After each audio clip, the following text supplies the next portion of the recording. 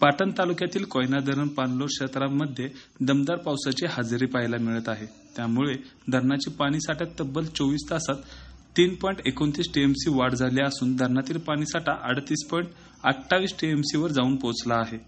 धरणात सध्या एकूण 36.37 पाणीसाठा उपलब्ध आहे।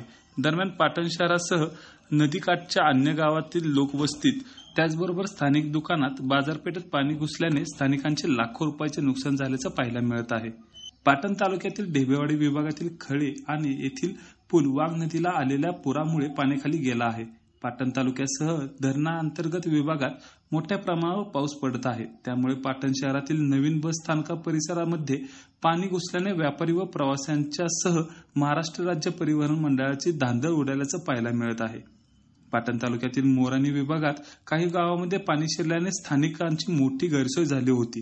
त्याचबरोबर किल्ले मोरेगिरी येथील एका घराची भिंत कोसळल्याने त्या शेतकऱ्याचे मोठे नुकसान झाले आहे। तेथील कुटुंबियांना सुरक्षित स्थळी हलवण्यात आलं आहे।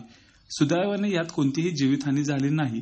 त्याचबरोबर अनेक ठिकाणी रस्त्यांवर मोठमोठ्या प्रमाणावर पाणी आल्याने वाहनांसह प्रवाशांची गैरसोय होऊन काही काळ वाहतूक देखील ठप्प झाली होती।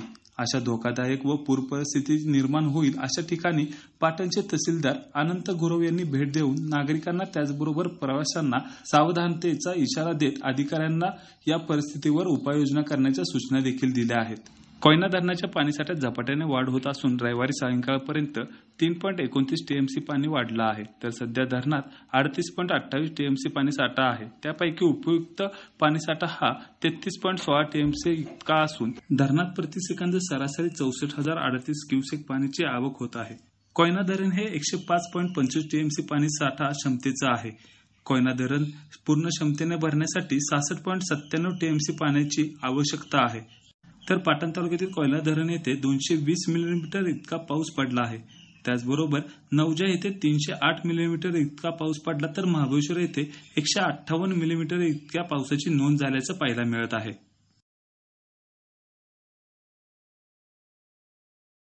न्यूज 18 लोकलसाठी शुभम बोडके, सातारा।